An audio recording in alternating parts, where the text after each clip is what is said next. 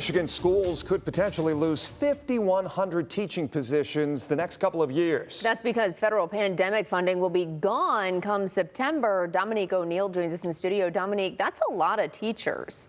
Yes, Jeff and Kaylee, the Michigan Department of Education official I spoke with says school districts are already having to make some cuts for the upcoming school year.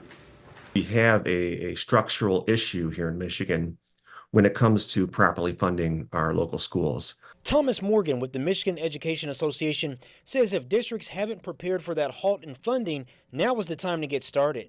Every school district is different, and so it really depends on where it is to determine what the situation is in that individual district. In a survey, Citizens Research Council of Michigan found that nearly 700 school districts in Michigan increased the amount of teachers in schools since the pandemic. Craig Field with the Citizens Research Council of Michigan says that's because schools had the federal dollars to have more teachers, but now that money is being cut off. So if schools are forced to return to their previous staffing ratios, we estimate that about 5,100 teaching positions would have to be eliminated. However, the analysis also found a decline in the amount of student enrollment.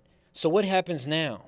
So it's critical that school districts, administrators, and school boards work closely with their frontline staff, those experts in public education, and work shoulder to shoulder with them to address their challenges and find solutions that minimize disruptions to student learning.